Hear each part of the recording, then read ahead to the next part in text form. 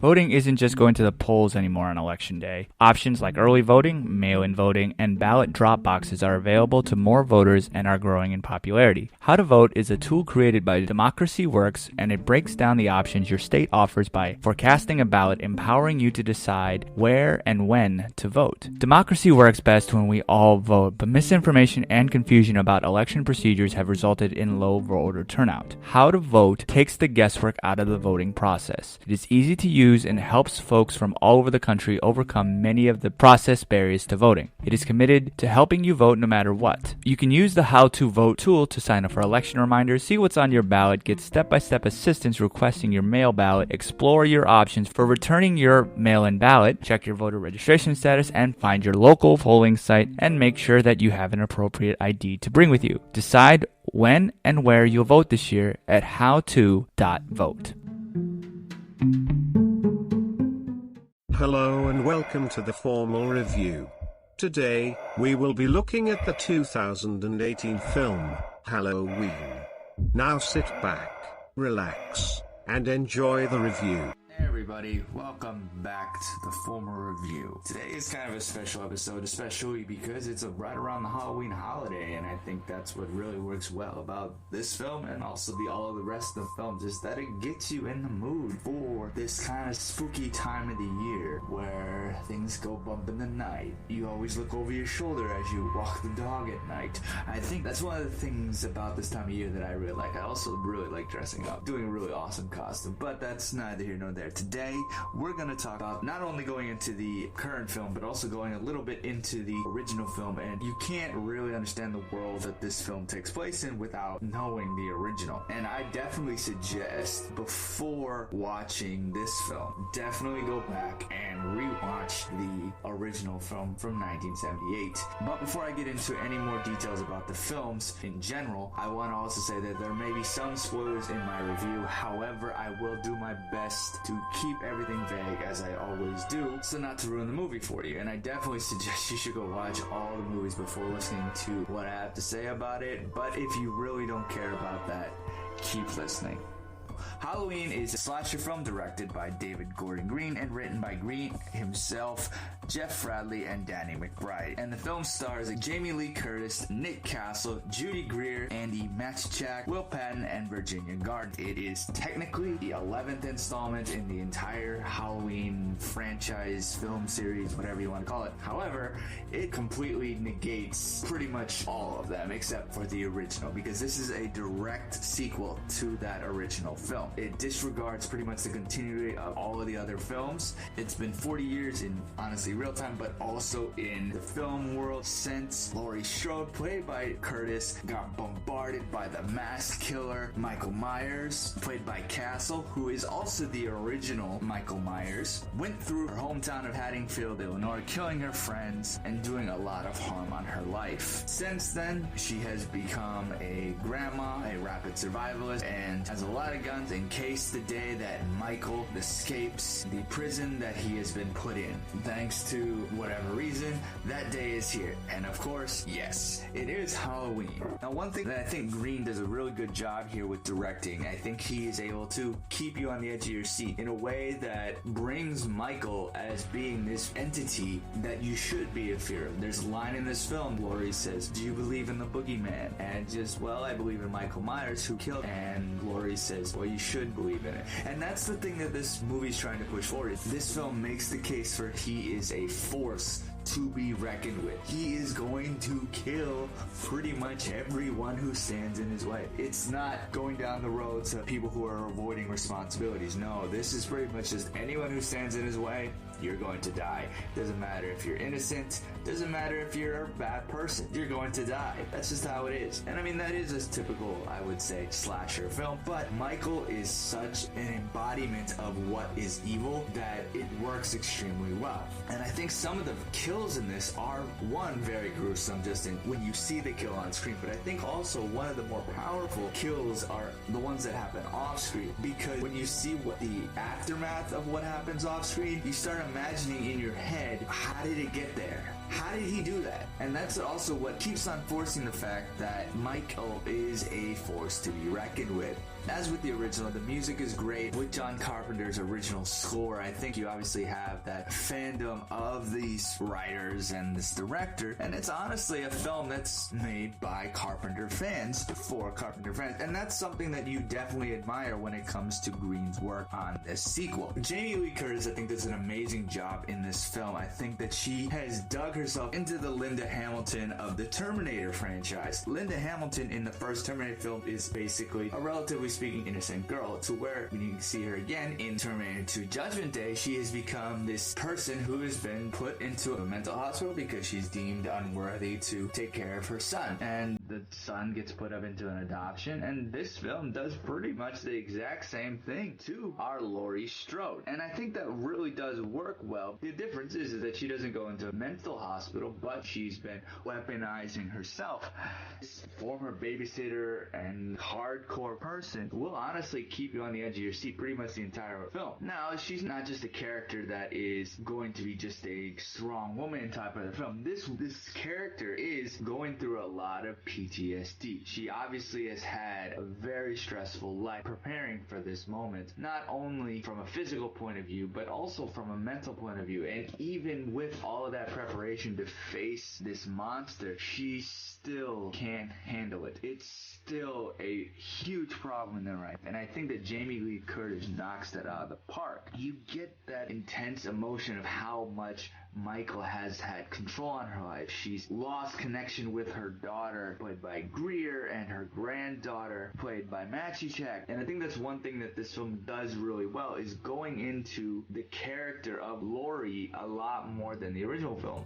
She was just a naive teenager in that film. This film goes into what her struggles were, whereas the first film went into who Michael was, or who he was for that first opening scene that is one of the best opening scenes in movie history. One thing that really works about Laurie's character is how she kind of represents a very strong feminist parable in which obviously a male predator comes to attack them and them standing up to it. People don't believe what happened, and she's looked as a crazy person when she tries to prepare herself, but she's an honest person. And like I said, is that she's not just a hardcore woman going to try to avenge her friends. No, she's a human being. Even though she's fighting for her life here and that she's trying to prepare for it, she's still scared. She's not just a person who's gonna just ignore what this character did to her life, but she's willing to face it. One, both the returning of Curtis into the role of Laurie, but also the return of Castle into his role.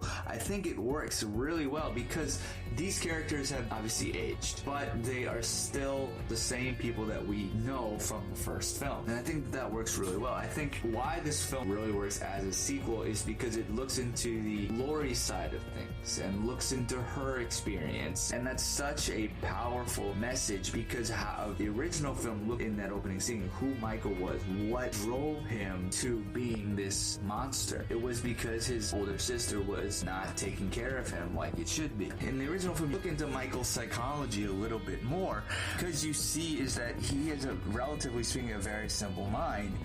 An evil mind, but fairly simple evil mind that he sees being irresponsible, and he's going to kill them because of that. Obviously an extreme. And Laurie survives, spoiler, but I mean, we're seeing her in this film, so obviously she survived, is because she acknowledges her responsibility. But the reason why the original film was so good was because of how it tapped into a real fear to make the viewers feel scared. And that the original essentially is the idea of make sure you do your responsibilities or the boogeyman is going to come after you. I mean, this is obviously a very exaggerated message that we put into a lot of our kids these days in trying to say, oh, you need to be responsible for certain things, and if you don't, there's going to be punishment. Obviously, this punishment is going, in these movies cases, is going to be that Michael Myers is going to come after you. Obviously, this is an extreme. However, this is a real fear that really pushes it into you. And one thing that I do feel that this sequel doesn't really go into that as much, and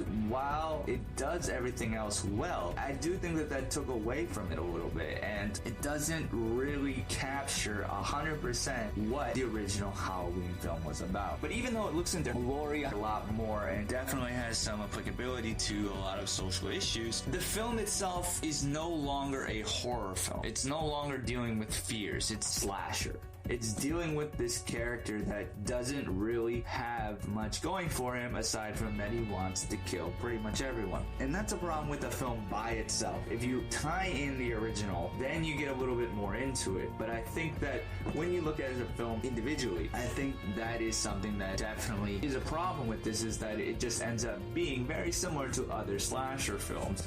This monstrous entity basically goes and kills off a lot of characters that don't really have any significance. I also feel that this film didn't really go into as much as it could have when it came to some of the other characters, and didn't really go into too much of the relationship between Laurie and her family. I mean, they touch on it, but I think that there was also a lot more that could have been dove into. Another problem that I had with this film, I think this film brought in a lot more humor, and for me, that took it away. Because of how the original has essentially shaped this world, I think trying to force too much comedy into it doesn't work well. The original's not funny. It's creepy. It's scary. It has everything that a film of this nature would want.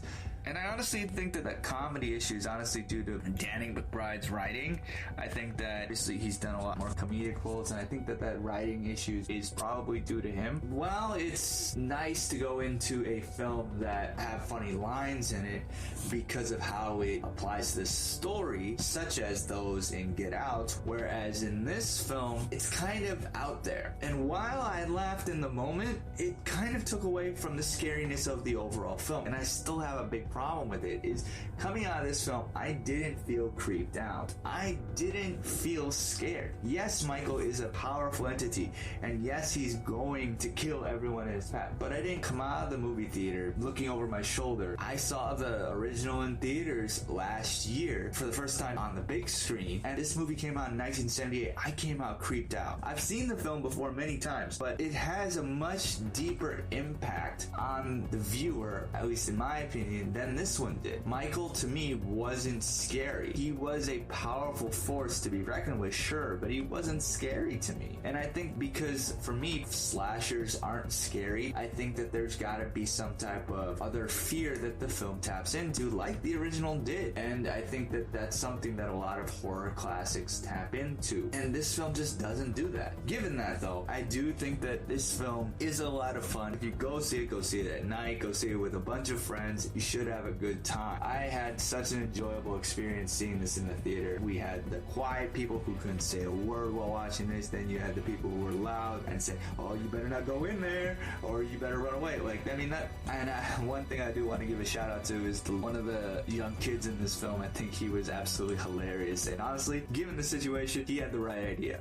It's not as good as the original. I definitely think it's better than Halloween 2. And I actually really enjoyed Halloween 2. And I didn't enjoy any of the other ones. And I think that this film definitely does what it needs to do. It's not as fearful and impactful as the original, but it's really hard to be that. But I'm not saying that this is a bad film. I think it's definitely a good time. Overall, I do think that the message is very strong. I do think that the performances are fantastic, especially Curtis and Castle. I would say this is the best Halloween sequel, but it has a good amount of flaws that do take away from it that honestly don't make it as good as it could have been. So at the end of the day, I would rate this fairly great film a 4 out of 5 both sides. And I want to know what you thought of the film. How do you think it stood up against all the other sequels? And how do you think it compares to the original? Let me know on social media. My URL is all the same. It's at The Former Review. I'm on Facebook, Twitter, Instagram. I'm always open to talk on there. You can also check out Box Office Buzz. I do some retrospective reviews on there in anticipation for bigger name films that have had other films leading up to it. You can check that out on their website. They also provide a lot of up-to-date trailers, movie news, video game news, pretty much anything that y'all can think of about movies, TV shows, anything that's media related, they have it. Now, I want to thank everyone for tuning in. I do this honestly for you guys. I see the amount of listeners who listen to what I have to say about films, and I really appreciate you guys listening. As always, so you never miss an episode, please subscribe on your regular podcast service. I'm on iTunes, Stitcher, Google Podcasts, Spotify. I'm on pretty much every platform you can think of, and please leave reviews. I'm always looking to grow grow and improve. So if you have any thoughts of how I should do that, please leave a review on those websites and I'll try to improve and make this better for you guys. And I do want to thank especially for those who are already supporting the show here with a monthly subscription. I do really thank you. If you're not a supporter and want to continue making this show definitely possible, you can tap the link in the episode's description if you use Anchor, or you can visit anchor.fm/the-formal-review to become a monthly supporter. I do appreciate all of you guys helping out. Now I also want to say that as with all my reviews, I have music in the background and I do not own the rights to this music. I do only include it just because I think it's definitely part of the film, and especially with these Halloween films, the music is a huge part of what makes the original so good, and that's why I'm definitely including music from the Halloween 2018 motion picture soundtrack as scored by John Carpenter, Cody Carpenter, and Daniel Davies. It was released by Sacred Bones Records in 2018. Until next time, I'll see you. What's that? Thanks for tuning in to this episode of The Formal Review. We hope you'll join us again.